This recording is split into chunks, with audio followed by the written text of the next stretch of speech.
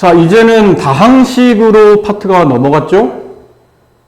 다항식 안에는 또 여러 가지 용어들이 나와요. 그 여러 가지 용어들을 잘 익히셔야 되죠. 처음에 이제 항이라는 게 나오는데, 수, 또는 문자의 곱으로 이루어져 있는 식. 수나 문자로의 곱으로만 표현되어 있는 게 일반적으로 우리가 수학적으로 항이라고 부릅니다. 수, 마이너스 2, 숫자죠? 이게 하나의 항이에요. x, 문자죠? 이것도 하나의 항이에요. 근데 얘네를 곱해놨어요. 곱해놓으면 숫자를 앞으로 보내고 곱셈을 생략하면 이렇게 쓸 수 있죠? 얘도 이제는 하나의 항이 됩니다. 이것도 항이 한 개인 단항이 되는 거죠. 이런 것들이 우리가 알고 있는 수학적으로 항이라고 말하는 것이며, 2번 문자 없이 수로만 이루어져 있는 항, 이걸 뭐라고 그러죠? 오, 맞아요. 상수항. 오, 잘했어요. 상수항, 항상 수로만 되어 있는 항, 줄여서 상수항.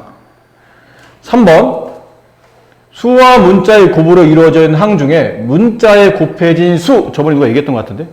개수, 좋아요. 개수.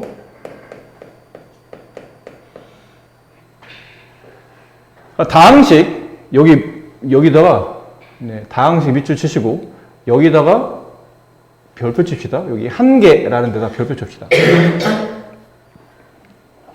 다항식. 근데 보통 우리가 다자는 언제 많이 쓰는 거죠? 다. 여러 가지. 한자어로 보면 이거죠. 마늘다. 맞습니까? 네, 마늘다. 많다는 뜻이에요. 그럼 다항 하면 항이 여러 개인 거니까 왠지 최소한 2개 이상일 것 같은 느낌이 들지 않나요? 근데 그렇지 않아요. 항이 한 개 또는 여러 개니까 결론은 항이 존재만 하면 다 다항식이 되는 겁니다. 그래서 이렇게 보통 우리가 다항식 그림을 그릴 때 이렇게 많이 그리거든요. 여기가 다항이 사는 동네예요. 그 다항 안에 이렇게 단항이 삽니다. 단항은 여기 나와 있는 다항식 중에서도 한 개의 항으로 이루어져 있는 식을 보통 단항식이라고 불러요. 식이 한 개이기 때문에 단항식. 여기 나와 있었던 5x, 5와 x의 곱, 실제로 항이 2개처럼 보이지만 항과 항 사이에 곱셈이 돼 있으면 이건 이제부터 하나의 항으로 취급한다. 단항. 얘도 마이너스 1 곱하기 y제곱. 단항. 8도 단항. 다 단항이죠. 그럼 다항 안에 단항이 삽니다. 저기는 5x라든지 마이너스 y제곱이나 8 같은 이런 단항들이 살고, 그럼 그 단항이 살지 않는 나머지 이쪽 부분 있죠. 여기에 뭐가 사냐면 단항이 아닌 다항이 사는 데입니다. 그럼 여기는 어떤 식들이 보통 들어갑니까? 그러면 x는 단항이죠. y도 단항이죠. 얘를 곱하면 단항인가요? 다항인가요? 얘를 곱하면 단항이 됩니다. 곱하면 단항이 돼요. 근데 얘를 이렇게 더했어요. 그럼 이때는 단항이 아니고 다항이 되는 겁니다. 그럼 이런 거 2a-b 2a는 단항이고 b도 단항인데 그 단항과 다항을 더하거나 빼게 되면 그때는 단항이 아닌 다항이 되는 겁니다. 아셨어요? 이런 것들이 일반적으로 우리가 알고 있는 단항이 아닌 다항인 겁니다. 이런 것들은 딱 단항으로 구성되어 있는 거고. 자, 이제 체크 포인트. 단항식은 모두 다항식이다. 맞는 말이라고 했죠? 단항은 다항 안에 포함되어 있으니까 단항도 다항이 되는 겁니다. x분의 1 같이 분모에 문자가 포함된 식은 다항식이 아니다. 이거 잘 봐두셔야 됩니다. 항을 만들 때 아까 뭐라고 했었냐면 곱으로만 이루어져 있어야 돼요. 숫자나 문자의 곱으로만. 근데 x분의 1은 곱이 아니고 뭐죠? 나눗셈입니다. 알겠나요? 이런 것들은 다항식이라고 말하지는 않는다. 그럼 이건 뭐예요? 그러면 나중에 배우시겠지만 얘는 분수식입니다. 다항식은 아니에요. 아셨죠? 두 번째, 자, 1차식. 근데 1차식 할 때 1차식을 말하려면 이제 이 말의 뜻을 알아야 되거든요. 어떤 항에서 문자가 곱해진 개수 혹은 횟수, 얘를 뭐라 부르죠? 두 글자로. 차수. 맞아요. 차수. 차수라 부릅니다. 그 밑에 얘가 나와 있죠? 5x 세제곱은 5 곱하기 x 곱하기 x 곱하기 x. 항이 4개가 곱해져 있죠? 근데 그 4개 중에 문자는 몇 개인가요? 문자는 몇 개예요? x 하나, 여기 x 하나, 여기 x 하나. 문자가 몇 개 곱해져 있죠? 3개. 그럼 이건 몇 차예요? 3이 됩니다. 차수는 3이 됩니다. 이해됐나요? 그러면 마이너스 2a의 제곱. 이건 몇 차예요? 2차. 2차입니다. 마이너스 2 곱하기 a 곱하기 a. 문자가 몇 번 곱해졌습니까? 2번이요. 그러면 이제 2차가 되는 거예요. 자, 그러면 또 여러분들은 응용의 천재니까 한번 여쭤볼게요. 5, a 세제곱, b의 제곱. 이 항은 몇 차인가요? 3차? 난 생각이 다르다. 3차 아닌 것 같다. 다른 분? 인호는 몇 차? 보리차? 보리차. 아, 선생님 아이디가 보리차인데. 네. 보리차. 그렇죠? 재미도 없고, 감동도 없고. 녹차. 야, 지금 재미도 없고, 감동도 없고 얘기했는데 또 거기서 녹차를 얘기한다. 무슨 차? 3차. 자, 3차가 맞을까요? 이게 나열해 봅시다. 5 곱하기 a 세제곱, a 곱하기 a 곱하기 a. b 제곱, b 곱하기 b. 5는 숫자인가요? 문자인가요? 숫자죠. a는? 문자. a는? 문자. a는? 문자. b는? 그럼 문자가 몇 번이에요? 5번. 몇 차예요? 5차입니다. 선생님 이거 같은 문자여야 되지 않습니까? 아까 보면 차수를 정의할 때 어떤 항에 이렇게 항이 있을 때 문자가 곱해진 횟수를 물어보지 이게 같은 문자란 말은 없잖아요. 다른 문자도 됩니다. 문자가 몇 번 곱해졌습니까? 물어보는데 이건 전체적으로 보면 문자가 5번이기 때문에 5차가 됩니다. 아셨죠? 근데 만약 물어볼 때 이 항에 A의 차수를 말하시오 그러면 그때는 몇 차예요? 3차가 됩니다. B의 차수를 말하시오 그러면 그때는 2차가 돼요. 근데 지금처럼 어떤 특정 문자를 딱 찍어서 말하는 게 아니면 전체적으로 봤을 때는 네, 5차가 맞습니다. 이렇게 차수를 잘 구분해 주시면 되고 그럼 다항식의 차수 항이 단항일 수도 있고 아니면 2개 이상 여러 가지일 수도 있는데 그 항이 존재하는 시간에 다항식 안에 차수가 가장 큰 항의 차수를 우리는 그 다항식의 차수라 말한다. 자, 예를 들어 여기 밑에 얘가 있죠? x제곱 몇 차인가요? 2차죠? 3x 몇 차인가요?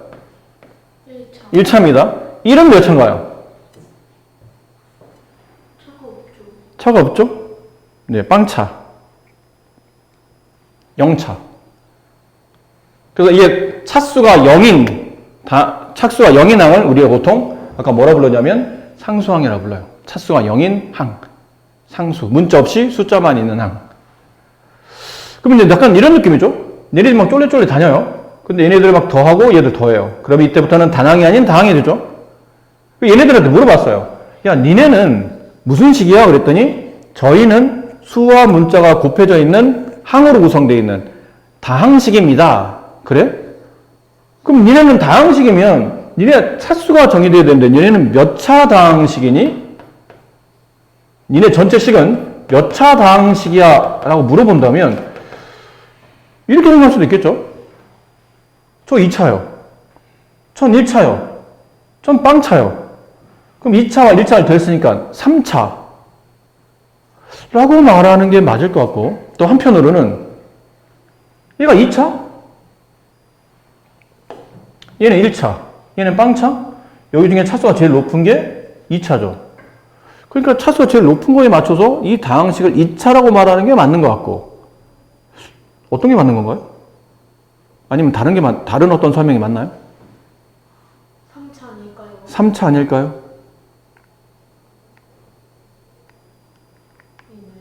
준수가 지금 의견을 내겠죠? 3차 아닐까요? 자, 차수를 다시 봅시다. 차수는 문자가 곱해질 때마다 차수가 늡니다. 그럼 문자가 더해진다고 차수가 늘어갈까요?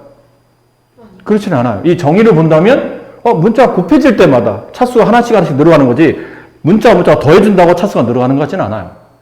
그럼 이제 2차, 이게 1차, 합치면 3차 이렇게 정의하지는 안 된다는 얘기죠. 차수는 더해져서 올라가는 게 아니고 곱해져서 올라가야 돼요. 그럼 얘네는 곱해진 게 아니니까 전체 다항식은 차수가 올라가지 않고, 이때는 가장 높은 다항식에 있는 문자가 몇 차죠? 2차입니다. 그러면 이 다항식은 2차 다항식이 되는 겁니다. 약간 느낌이 이런 거라는 거죠. 야, 너 몇 살이야? 나 2살. 너 몇 살이야? 1짤. 너 몇 살이야? 나 빵짤. 그럼 이 전체는 몇 살 동네?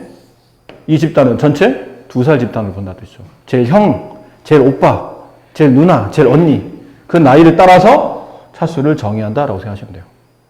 아셨죠? 그 얘는 2차 다항식이 됩니다. 자, 그러면 여기 나온 것처럼, 그럼 1차식, 이건 줄임말이 뭐냐면 1차 다항식의 줄임말이거든요. 1차 다항식 혹은 1차식이라고 얘기를 하는데, 저 1차식은 차수가 뭐인 다항식? 1인 다항식. 맞아요. 차수가 1인 다항식. 얘처럼 3x 플러스 1, 3x 플러스 1. 야, 3x야, 너 차수 얼마니? 저 1이요. 1, 너는 차수 얼마니? 전 0이요. 그럼 전체적으로 누가 더 차수가 높으냐면 앞쪽에 있는 x의 차수 1이 더 높죠? 그럼 얘는 1차 다항식이 돼요. 혹은 1차식이 됩니다. 여기도 y. y 하나밖에 없잖아요? 너 차수 몇 차야? 그랬더니 1차요. 그럼 이건 1차 다항식이 돼요. 얘는 2분의 1a, 문자 한 번이죠? 1차. 마이너스 3b, b가 한 번이죠? 얘도 1차. 뒤에는 플러스 1, 상수항, 얘는 차수가 없죠? 그럼 1차와 1차를 빼서 0차가 되는 게 아니고, 얘도 1차, 얘도 1차, 얘는 빵차. 제일 높은 거는 1차. 따라서 이 식은 1차식이 됩니다. 근데 조심하셔야 될 건, 아까 얘기했던 거죠? x분의 3 플러스 2. 몇 차식? 그럼 몇 차식이에요?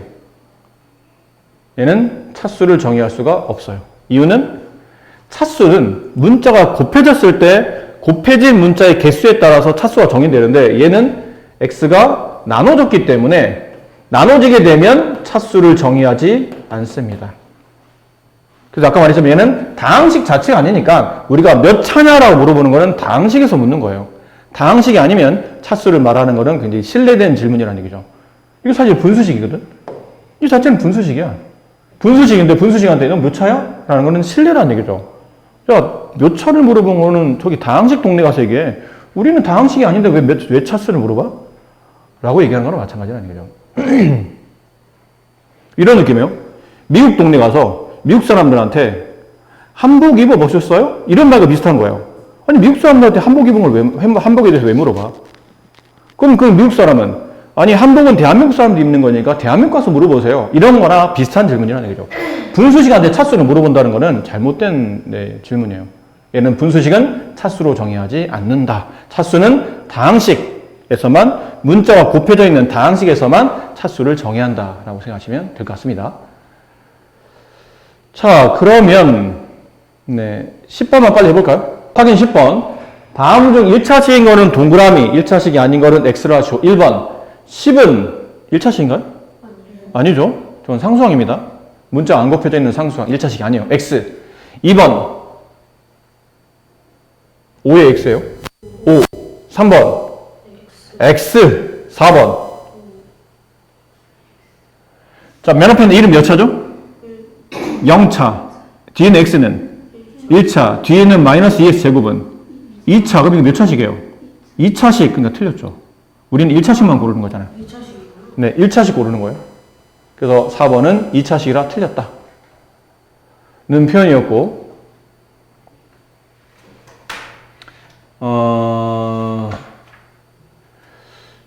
선생님이 연습 문제 하나 드려볼게요. 여러분이 얼만큼 일을 했는지 물어보기 위해서. 3x제곱 마이너스 2x 마이너스 4. 대답해 주세요. 이건 몇 차 다항식입니까? 네, 2차 다항식이죠. 좋아요. 그럼 x제곱의 개수 얼마인가요? 4일. 네? 뭐라고요? x제곱의 개수 3. x의 개수 마이너스 2. 상수항 4야 마이너스 4야? 마이너스 4. 구분할 수 있겠나요? 자, 좋아요. 그럼 이거 한번 해봅시다.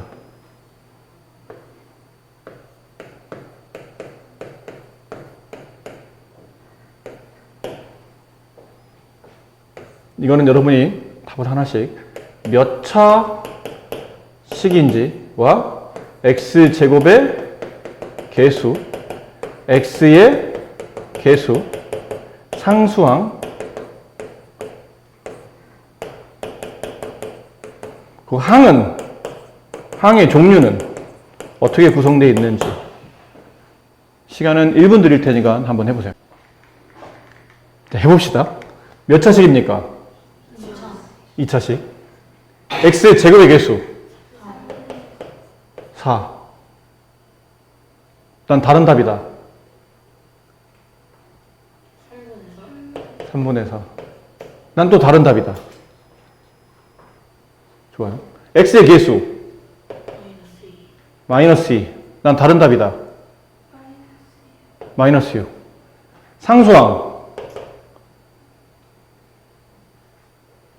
상수항은 본인 쓴 답을 얘기하면 돼요. 마이너스 5. 마이너스 3분의 5. 또 난 다른 답이다. 여기서 지금 얘기한 거와 난 답이 다르다.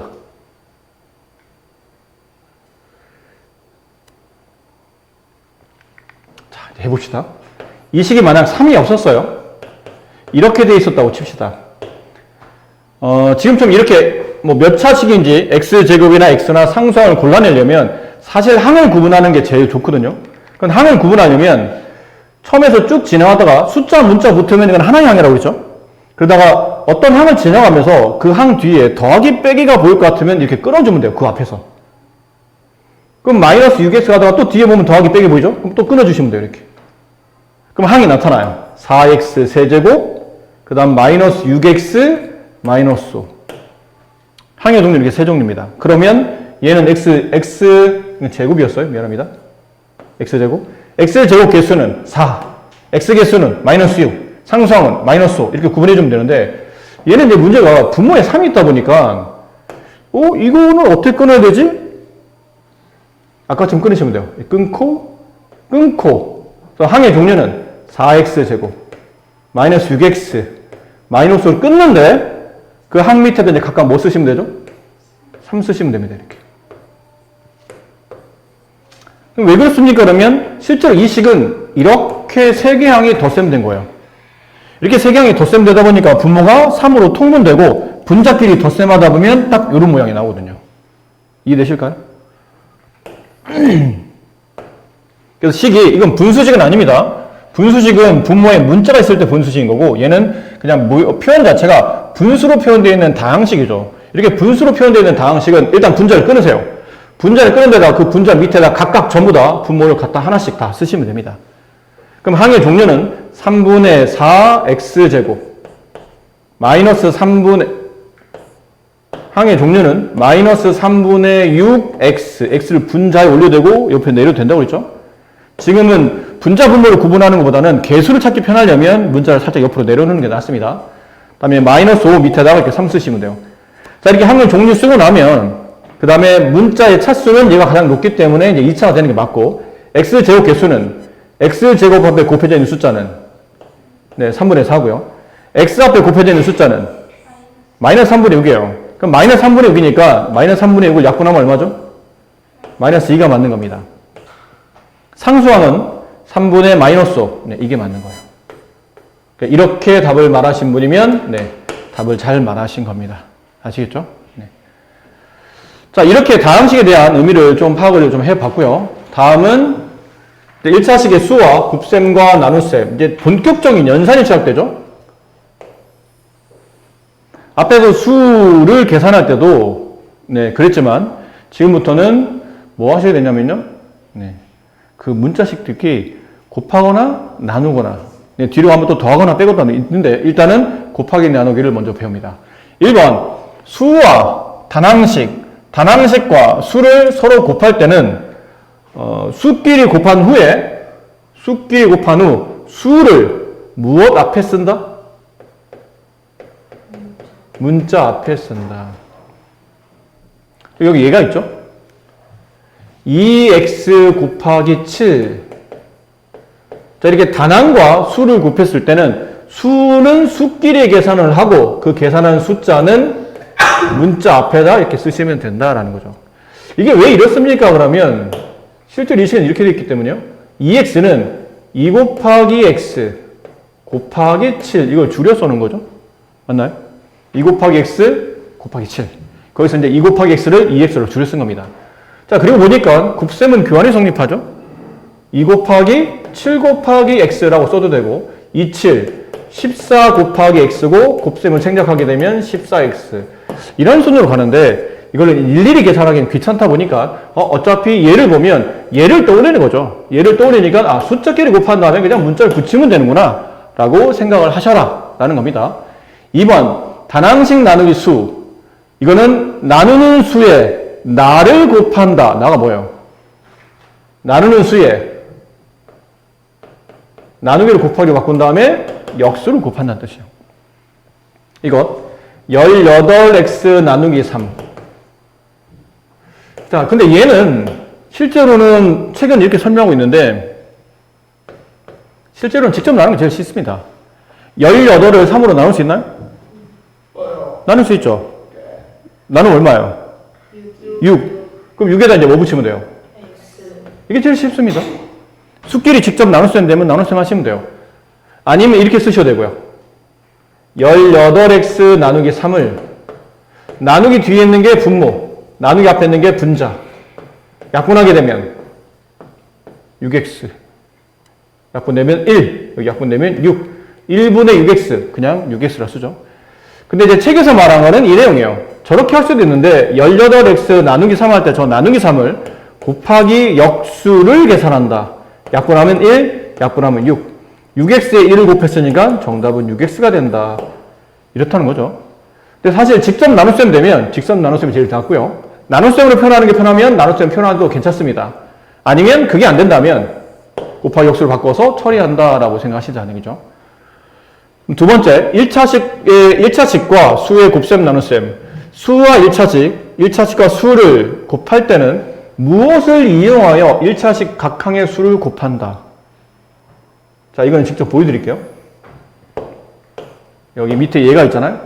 3 가로 2x 마이너스 5. 자, 얘는 3 곱하기가 생략되어 있죠.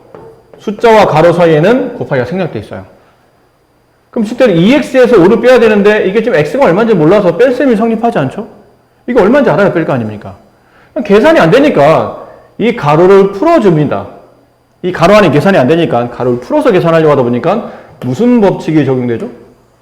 분배 법칙이 적용되는 거예요. 여기서 뭐 쓰시면 되냐면 분배 법칙. 지금처럼 1차식과 숫자를 곱할 때는 숫자를 가로 안에 있는 1차식의 분배 법칙을 이용하여 1차식의 각항의 수를 곱한다라고 생각하시면 돼요. 그럼 분배하면 어떻게 되죠? 3 곱하기 2x가 되겠죠? 그 다음에 3 곱하기 5 한 다음에 가운데 뭐 쓰시면 돼요? 그치, 뺄셈 쓰시면 됩니다. 이렇게.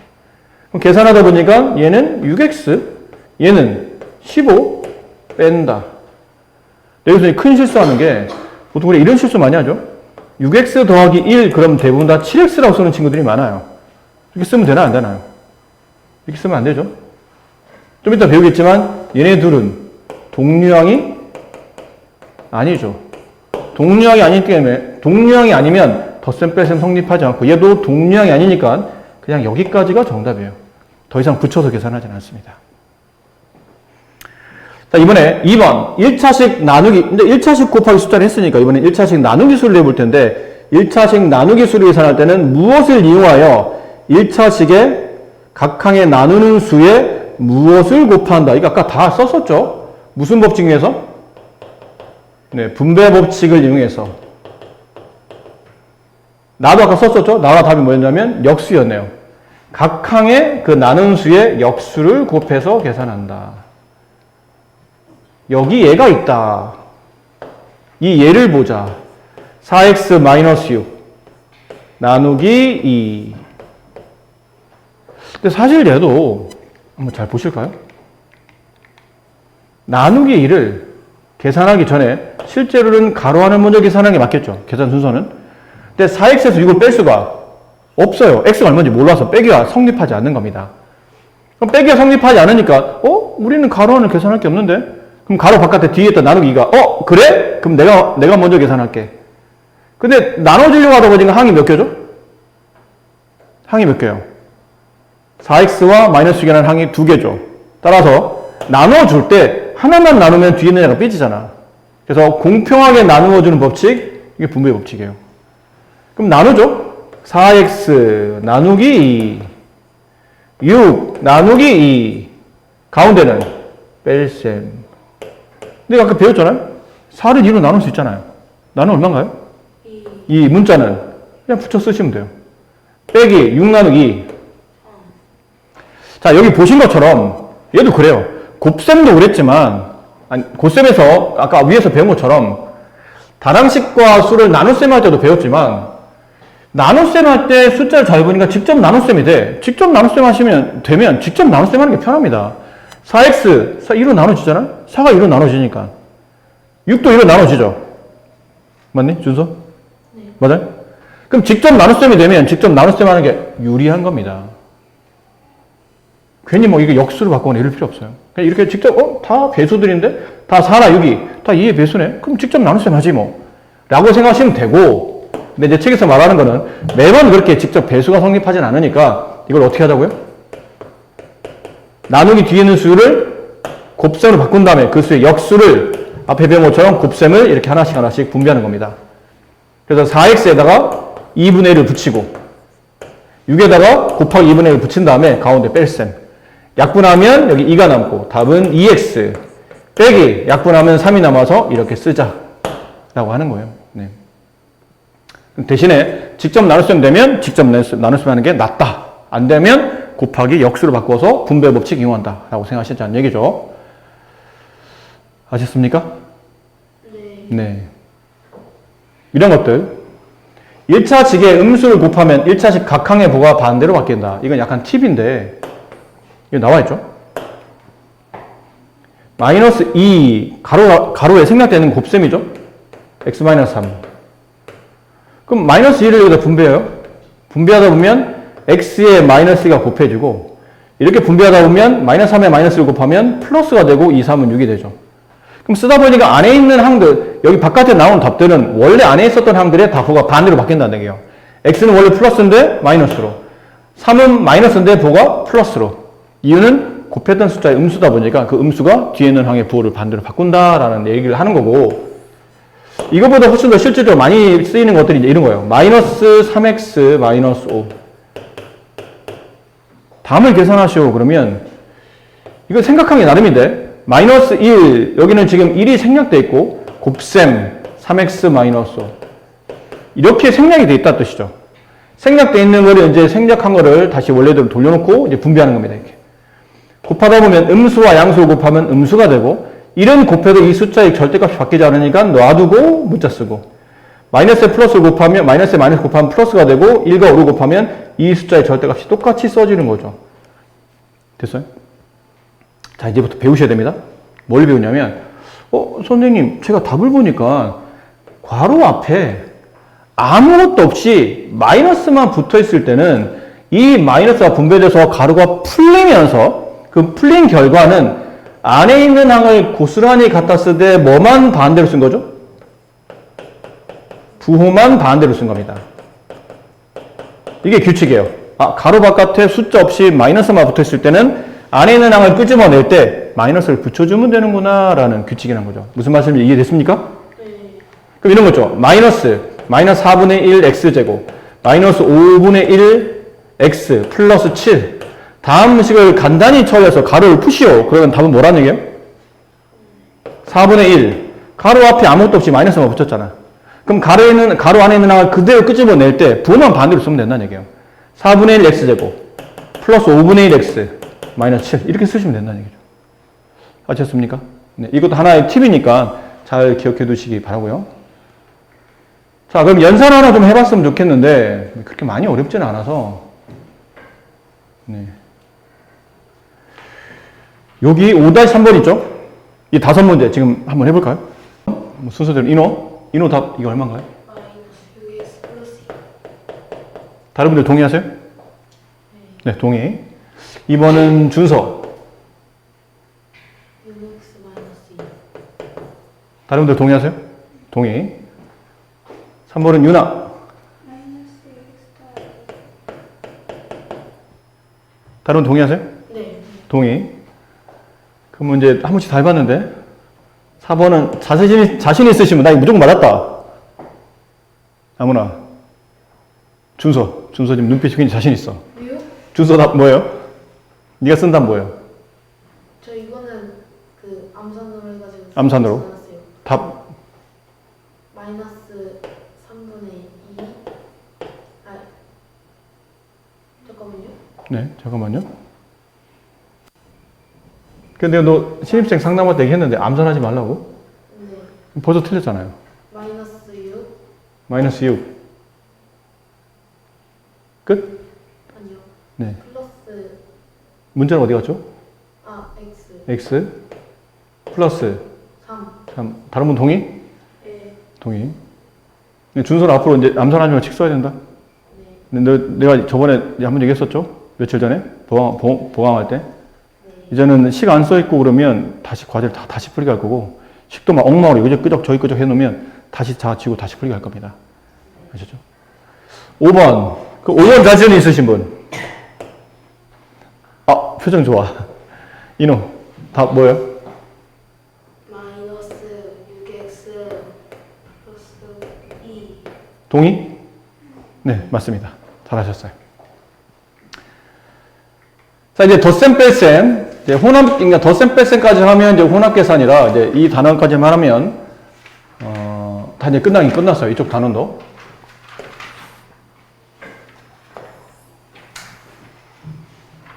자, 첫 번째 1번. 동류항이라는 게 있다는 얘기죠. 동류. 이 동류는, 이 동자는 움직일 동자? 똑같아요. 네, 같을 동자예요. 류는 종류할 때 루자예요. 결론은 같은 종류를 말하냐. 야, 너랑 나랑 같은 종류인데? 뭐 다르게 표현해보면 너랑 나랑 같은 동네 사람인데? 뭐 이런 느낌이잖아요. 너 어디 살아? 나도 그 동네 사는데? 같은 동네. 그런 느낌이 이제 동류항이라고 보는 거죠. 그런데 이제 동류항 같은 종류가 되려면 두 가지를 만족해야 되는데, 첫 번째는 문자가 같아야 돼요. 문자가 같아야 됩니다. 두 번째는 네, 차수가 같아야 돼요. 이 둘이 모두 같을 때 우리는 얘네들 동류항이라 부릅니다. 동류항이라고. 그럼 여기 1번 얘가 나와 있죠? 마이너스 2x와 3x 같은 문자 x에 문자 같죠? 같은 차수 둘 다 1차 동류항. 2번 7x와 4y 일단 같은 문자 아니죠? 그럼 볼 것도 없어요. 차수는 똑같지? 둘 다 1차다. 차수는 똑같지만 같은 문자가 아니라 동류항이 아닙니다. 3번 같은 문자로 쓰였습니까? 네, 같은 문자 x로 쓰이죠. 근데 그러면 같은 차수인가요? 앞에 몇 차? 2차. 뒤는 1차. 같은 차수 아니네요. 그럼 얘를 동류항이 아니다. 그러니까 동류항인 거는 1번 케이스만 동류항이다라는 건데, 그럼 한번 여쭤볼게요. 4 마이너스 3분의 1 동류항이야 동류항이 아니야? 아니. 동류항이다. 동량이 아니다. 어떤 게 맞는 말이에요? 같지 않아요. 아닌 것 같고. 준서는 이게 다수결의 법칙은 아니지만 준서는 문자는 없고 문자는 없으니까 저기 생각하는 자세 좋아요. 문자는 없으니까. 문자는 없고 차수는 같으니까 맞지 않을까요? 맞습니다. 네. 정확한 설명이었어요. 맞아요. 정확한 설명이에요. 문자가 일단 없죠. 문자가 서로 같아야 되는데 어차피 서로 없으니까 문자는 없고 차수는 둘 다 빵차, 0차로 같기 때문에 동량이 맞아요. 따라서 책 옆에 이렇게 써놓으세요. 여기 있네요. 여기다 표시 하나 했어요. 여기. 미리 썼네요. 상수함끼리는 모두 동량이다. 결론은 문자 없이 숫자로만 쓰이면 그 숫자로 이루어진 항들은 전부 다 동량이니까 계산이 가능하다. 자, 2번. 그럼 선생님 동량을 지금 우리가 왜 배우는 거죠? 동량끼리 계산하기 위해서요. 무엇끼리 모은 후 분배 법칙 이용하여 간단히 한다. 이게 무슨 말이죠? 나에 들어갈 것. 뭐끼리 모은 후? 뭐끼리 모은 후? 동류항? 맞나요? 네. 맞아요?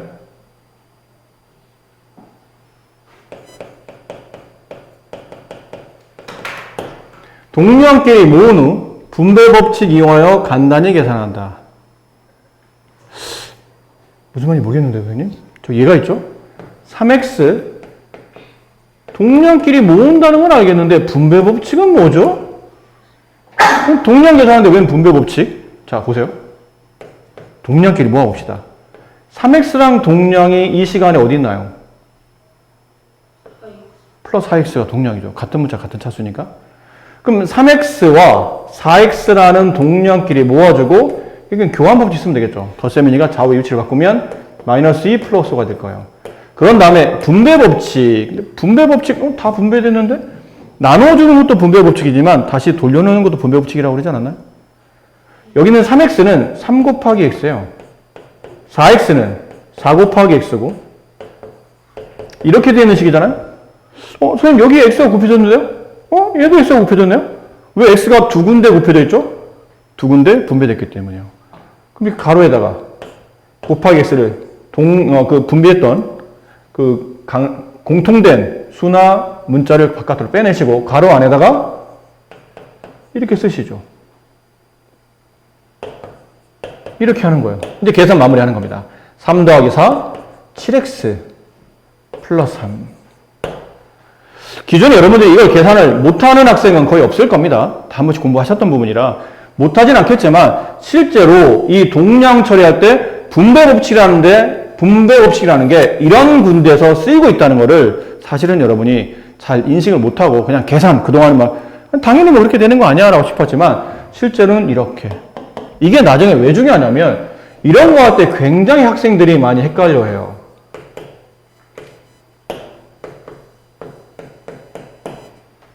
다음 식이 1차 식이 되기 위한 조건이 뭡니까? 라고 물어보면 대답을 잘 못합니다.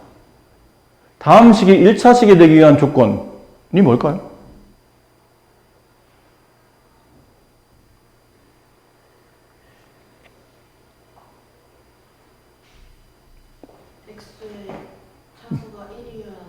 x의 차수가 1이어야 한다? 좀 자세하게 써드릴게요. 다음 식이 1차 식이 되기 위한 a의 값. 이렇게 설명드릴게요. 다음 식이 1차 식이 되기 위한 a의 값. a의 조건. 이라고 합시다. a의 조건. 뭘까요?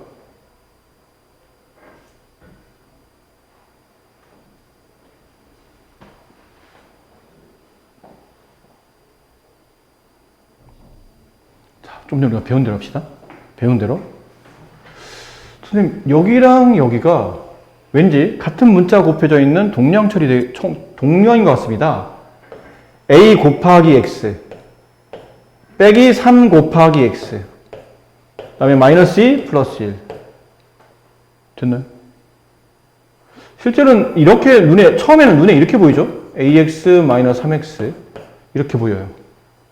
근데 이걸 계산하러 오면 이걸 잘 계산을 못해요. 봐봐. 이게 5. 그럼 몇 x예요? 2x. 이게 9. 몇 x죠? 6x. 이게 마이너스 2. 몇 x예요? 마이너스 5x. 이건 계산을 잘해. 근데 여기다가 문자 하나 딱 박아두면 이제 대답을 못해요. 이거 뭐라 써야 됩니까? 그럼 봐봐. 순간 멍해지죠. 꿀 먹은 버니처럼. 뭐라고 써야 되지?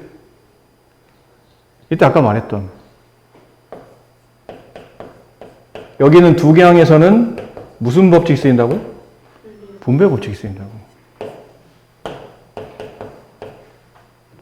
왜 x가 둘 다 곱해졌지? 아, 분배됐구나. 이 두 개항에 x가 분배되려면 가로가 필요하고 곱하기 x를 바깥에다 쓴 다음에 앞에 있는 계수들을 이렇게 뽑아내는 거구나 라는 겁니다. 이해됩니까? 따라서 얘를 정리해보면 a 빼기 3x 마이너스 1 이렇게 정리되는 거예요. 이해됐어요? 그러니까 이거를 막 강제로 이거랑 그냥 동량이잖아. 동량 묶으면 이렇게 되잖아. 그러면 뭐 쓰라고 그러면 어떻게 쓰겠는데 잘 이렇게 인식을 못 하다가 꾸역꾸역 하게 되는데 중간 과정이 이렇다는 거죠. 지금 이렇게 나왔던 여기 있는 이 내용. 동량 계산할 때는 분배 법칙을 이용한다는 말을 이해를 해야 이렇게 복잡하게 문자로 표현되는 개수들도 간단하게 이렇게 처리할 수 있습니다. 이해되셨어요? 그러니까 괜히 이렇게 문자 나온다고 당하지 마세요. 물론 A가 얼마인지 몰라서 이게 계산이 되진 않아. 얼마인지 알아야 답을 쓰는데 계산이 되진 않지만 이렇게 정리는 할 수 있어야 된다는 얘기죠. 동량으로 이렇게 모아서 정리가 꼭 필요하다는 거. 이런 기법이 굉장히 지금 보셨던 이런 기법이 이렇게 표현된다는 것은 굉장히 중요합니다. 알겠죠? 자, 이제 다시 여쭤봅시다. 그러면 마지막 결과. 그럼 그래서 이렇게 이 식이 이렇게 정리됐다고 친다면 얘가 1차식이 되기 위한 조건이 뭔가요? 1차식이 되려면 이 x라는 문자가 사라지면 되나요? 안 되나요? 안 되죠? 이 x가 사라지면 마이너스 1이라는 상수항밖에 안 남잖아요.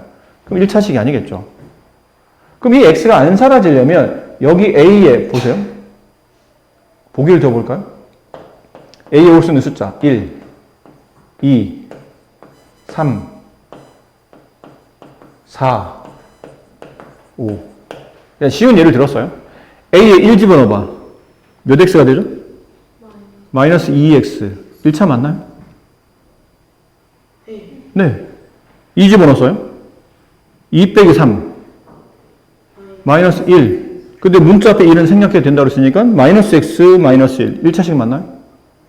네. 4 집어넣어볼게요. 4 빼기 3.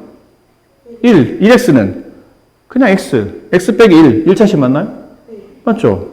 5번 집어넣어봅시다. 5. 5 빼기 3. 2x 빼기 1. 1차식 맞나요? 맞죠? 근데 3번 보세요. 여기 3 집어넣어봅시다. 3 빼기 3. 0. 0x는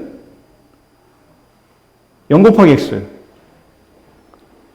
0이잖아요. 0은 이게 수가 됐든 문자가 됐든 뭐를 곱해도 다 없어지지 않나요? 항이? 0이라고 해서 그 항이 0으로 바뀌기 때문에 0 빼기 1은 그냥 마이너스 1이 되죠. 이 항이 사라진다는 얘기예요. 결론 이게 x에 대한 1차식이 완성되려면 앞쪽에 있는 계수가 뭐가 되면 안 된다는 뜻이죠? 0이 되면 안 된다는 뜻이에요. 그럼 a 빼기 3이 0이 되면 안 되는 조건이 1차식이 되기 위한 조건이라는 얘기죠. 그럼 이렇게 이항한다고 생각하시면 돼요. 등호가 아닌 식을 하더라도 이항하시면 됩니다. a는 3이 아니다. 이게 조건이에요.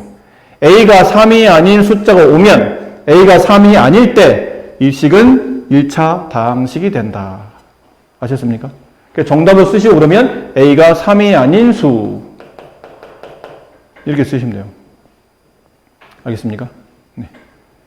이런 걸 찾아내려면 아까 말한 얘가 이렇게 바뀌는 과정 안에 여기 이만큼 분배 법칙이 이렇게 쓰이고 있다는 것을 잘 이해하셔서 숫자 계산은 잘하지만 여기다 문자 하나만 박아놓으면 막 어쩌지를 못하는 친구들이 있는데 아주 간단한 기본적인 원리, 숫자가 됐든 문자가 됐든 동량을 모을 때는 분배 법칙을 이용하고 있다라는 것을 잘 이해하셔야 앞으로 저런 문제도 틀림없이 잘 해내실 수 있습니다. 아시겠죠? 선생님 저 다 알고 있는데요. 우리 수업은 말했듯이 우리 첫 수업은 다 알고 있든 다 모르고 있든 선생님이 굉장히 자세하게 개념 설명을 해드리고 있는 거고, 여러분은 알고 있다고 말하지만 막상 풀라 그러면 못 푸는 문제가 많아요. 이런 걸 못하는 사람이 어디 있습니까, 지금? 지금 여러분 중에 이런 거 못하는 사람 있어요? 없잖아. 이런 거 못하지 않아. 근데 이렇게 하라면 이걸 못하는 사람이 있다는 거죠. 이거는 하면서 이걸 못한다는 거는 이상한 일이에요, 사실은.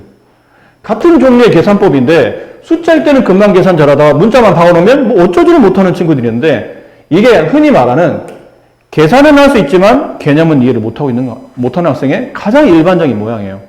뭐 조금만 바꿔놓으면 저게 뭐야? 내가 알고 있는 거랑 다른데? 네가 알고 있는 거랑 똑같은 규칙이야.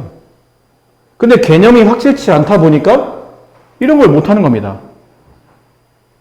대부분 다 여러분이 보면 수학을 어느 정도 공부하다 보면 주로 많이 하는 얘기가, 선생님 저는 응용이 잘 안 되는 것 같아요.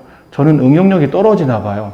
저 응용력을 개발할 수 있는 프로그램이나 학원을 다녀야 될까요? 라고 생각하는 분이 계신데, 응용은 학원 다니고 프로그램 공부한다고 절대 개발되지 않습니다.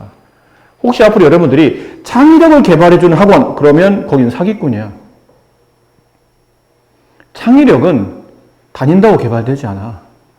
배운다고 개발되지 않아. 창의력은 본인이 생각을 많이 하고 그 밑바닥에 있는 원리부터 시작해서 하나씩 되짚으면서 많은 생각과 다른 사람이 그냥 훅 하고 지나갈 수 있는 사고를 좀 더 깊이 고민하면서 발생하는 게 창의력이고 응용력이지, 학원 다닌다고 창의력, 응용력이 개발되지 않아요. 완전 사기꾼들이야, 그 사람들은. 그러니까 절대 그런 말 믿으시면 안 됩니다.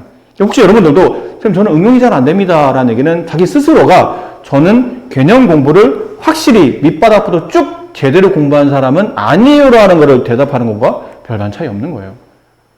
이런 거 계산할 수 있는데 왜 이걸 계산 못하냐는 거죠. 개념이 확실하지 않기 때문에요.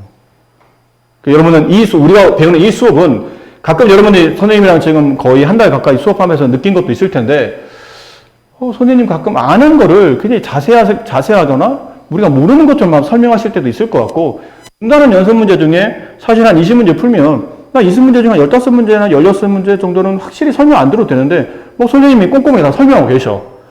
수업이 지루해 라고 느끼실 수 있어요. 사람이니까. 선생님도 그걸 모르지 않지만 혹시라도 아까 말한 이런 포인트를 있죠. 어떤 사람은 이거를 알고 있지만 어떤 사람은 이거를 이렇게 이어가는 과정에 이런 것들이 쓰인다는 거를 모르실 수도 있어요.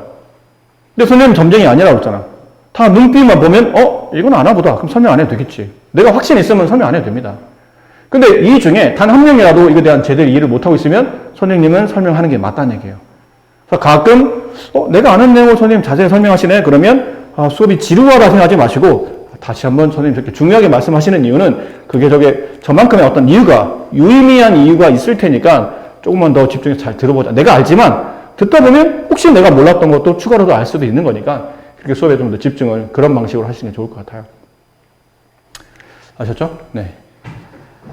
자, 이쪽 거 1차식의 덧셈 뺄셈. 가로가 있으면 분배 법칙에서 가로를 풀고 가로 앞에 플러스나 마이너스였으면 가로 안에 부호를 얘가 플러스일 때는 가로 안에 부호를 그대로 쓴다가 되죠.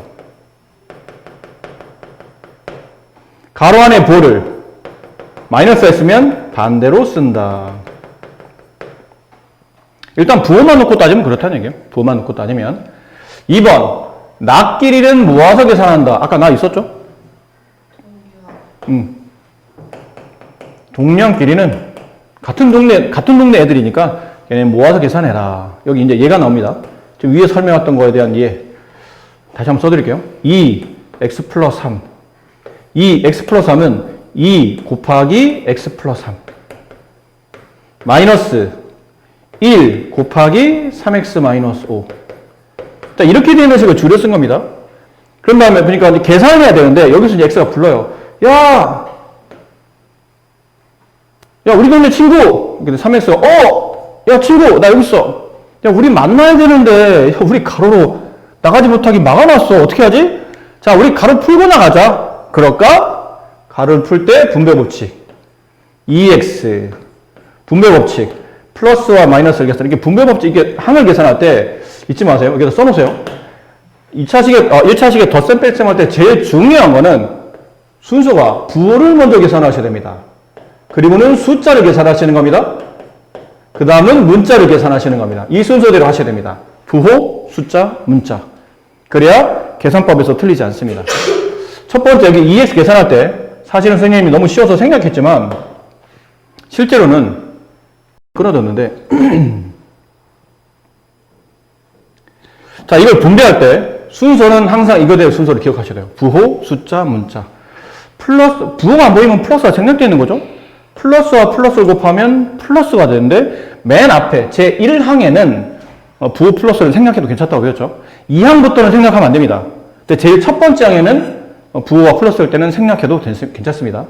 그럼 부호는 플러스 생략, 숫자는 여기 1 생략되어 있죠. 2 곱하기 1, 2. 그 다음 문자 x.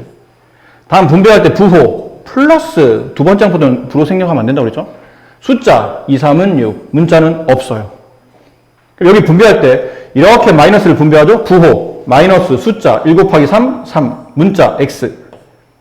마지막 이렇게 분배하면 부호 플러스 숫자 5. 근데 동량끼리 모아요. 이렇게 모으고 이렇게 모으죠. 그러면 분배 법칙 2-3x 더하기 6 플러스 5. 그래서 2 빼기 3 마이너스 1x인데 1은 생략하면 마이너스 x 플러스 11 이렇게 계산이 된다는 거죠. 좀 더 간단히 계산해 보면 이래요. 얘를 분배하면서 2x 플러스 6이 됐고 가로 바깥에 숫자 없이 마이너스 3번 붙어 있을 때는 가로 안에 있는 항을 끄집어낼 때 부호를 반대로 쓴다. 뭐 이렇게 이해하셔도 괜찮다고 그랬죠? 동령 처리하게 되면 마이너스 1x, 동령 처리하면 플러스 11인데 1 생략했더니 마이너스 x가 된다. 이렇게 된 거죠. 자, 여기 계산은 워낙 여러분들이 잘 하시니까 이거 하나만 조금 주의해서 말씀드릴게요. 여기 마지막에 있는 4번. 이런 거 계산하라 그러면 순간 착각이죠. 주로 여러분 잘 하시죠? 잘 하는데 주로 많이 하는 실수가 분모 계산하기 힘드네? 그러면 분모를 지워야 되니까 여기다 10을 곱하자. 이렇게 하시는데 이렇게 하시면 되나요? 안 되나요? 안 됩니다. 여기다 10 곱하시면 안 됩니다. 선생님, 저 분명히 분모를 간단히 하려면 분모의 최소배수를 곱하라고 저는 배운 적이 있는데요. 그거는 이때 하는 거예요. 이때. 예를 든다면 여기서 끝난 식이 아니고 이렇게 되는 식이죠. 위와 아래의 차이점은 이 식은 무슨 식이죠? 이 밑에 있는 식은 무슨 식이에요? 두 글자. 등식이죠. 그렇지? 등식이잖아. 안 그래? 그렇죠? 등식이죠. 얘는 등식이 아니에요. 등식의 성질을 우리가 배운 적이 있거든요. A와 B가 서로 같다면 A에다 C를 곱하고 B에다 C를 곱해도 그 식은 서로 같다. 그것 때문에 10을 곱할 수 있는 겁니다. 여기서는 10을 곱해야 된다는 얘기죠. 얘 10 곱하고 얘 10 곱하면 얘도 등식이니까 우변에 있는 1에다가 10을 곱해주시면 돼요. 얘는 등호가 없는 식이기 때문에 10을 곱하시면 원래 있는 수나 원래 있는 문자보다 10배가 되는 겁니다. 답이 달라진다는 얘기예요. 내가 원하는 답은 5야. 근데 거기다 10 곱해. 그럼 답은 50. 5와 50이 같나요? 같지 않잖아요. 그러니까 그런 것처럼 여기는 등호가 없는 식이니까 절대 일정한 수를 곱하시면 안 됩니다. 다만 분수와 분수의 덧셈이니까 무슨 분이 필요하죠? 분수와 분수의 덧셈일 때는 무슨 분? 통분이 필요하죠. 통분하려다 보니까 뭐가 필요한 거냐면 여기 2가 있고 여기 x-1이 있고 여기 5가 있고 여기 2x 플러스 3이 있는데 통분하려다 보니까 2와 5가 뭐로 통분이 돼야 되죠? 10으로. 그럼 여기 얼마 곱해야 돼요? 5. 근데 얘도 5를 곱하는데 5를 곱하긴 곱하는데 항이 두 개잖아. 이렇게만 곱하면 곱셈이 뺄셈보다 먼저 계산 순서가 되기 때문에 5x가 되지 여기는 마이너스 1은 5가 안 곱해지죠. 곱할 때 5는 x만 곱하는 게 아니고 분자 전체에 곱한다는 뜻으로 뭐가 필요하죠? 괄호가 필요한 겁니다. 얘도 곱하기 2, 그럼 얘도 2 곱하기 할 때 이렇게 괄호가 필요하죠. 그 다음 이제 계산하시는 거죠. 분모는 10, 분자는 분배 5x 마이너스 5. 플러스에도 분모는 10, 분자는 4x 플러스 6. 그리고 이제 10으로 통분된 상태에서 앞에 있는 분자 5x 마이너스 5에서 뒤에 있는 분자 4x 플러스 6을 덧셈하시면 됩니다. 됐죠? 근데 더하는 건 쉬워요. 근데 이게 만약 문제가 덧셈이 아니고 뺄셈이었죠? 이렇게 뺄셈이었다 칩시다. 그럼 또 주로 많이 하는 실수가 이게 가운데 뺄셈이니까 앞에 있는 분자에서 뒤에 있는 분자를 빼라는 뜻이구나. 이렇게 쓰면 또 맞아요, 틀려요? 틀립니다. 이렇게 빼게 되면 이 뺄셈의 의미는 뒤에 있는 통분해 쓸 때 뒤에 있는 분자 전체를 떼시오라는 뜻인데 이렇게만 빼게 되면 뒤에는 전체 분자가 뺄셈되는 게 아니고 4x만 뺄셈이 되는 겁니다. 규칙이 안 맞아요. 선생님, 그럼 뒤에는 분자 전체를 빼라는 뜻으로 저는 어떻게 써야 되죠? 이때 필요한 게 뭐예요? 또 가로입니다. 뒤에는 분자 전체를 빼세요. 이 뜻이에요. 이걸 빠뜨리시면 안 됩니다. 알겠죠? 이런 것만 조심하시면, 여러분들 그냥 계산 마무리 해보면, 이 문제가 더 치면, 5x 마이너스, 가로 앞에 아무것도 없이 마이너스, 안에 있는 항의 부호를 반대로 씁니다. 이렇게. 계산. 10분의 동류항 x, 동류항 마이너스 11. 됐죠? 이게 답이기도 해. 답이기도 한데, 이 답도 괜찮지만, 이런 답도 괜찮아요. 10분의 x 마이너스 10분의 11. 이것도 괜찮죠? 이것도 괜찮지만, 이것도 괜찮습니다. 10분의 1x 마이너스 10분의 11. 이 세 개가 다 똑같은 답이에요. 다 답이 됩니다.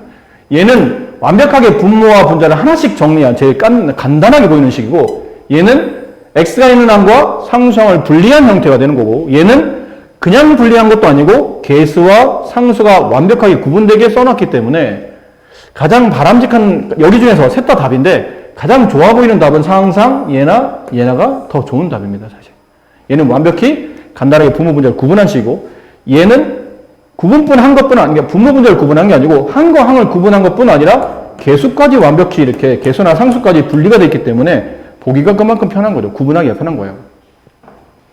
자, 이렇게 이쪽 문제를 이제 잡아주시면 됩니다. 자, 결국은 이렇게 하고 나면 제일 문제가 되는 거는 항상 이게 혼합계산이죠. 제일 마지막에 나와 있는, 혼합계산 이런 것도 혼합계산. 그 다음에 여기는 혼합계산이 많이 어렵지는 않은데 아마 여러분 이거 말고 이제 확인편에 보면 이제 혼합계산이 좀 어려운 게 나올 거예요. 그런 것들 좀 조심해서 잘 다뤄주시면 됩니다. 자, 그래서 오늘은 여기까지 설명을 드릴 테니까 여기 과제를 잘 하시고, 그 확인 파트 교재도 이쪽 단원 있죠? 다음 단원이 등식이니까 등식 전까지 문제를 깔끔하게 잘 풀어주시면 될 것 같아요.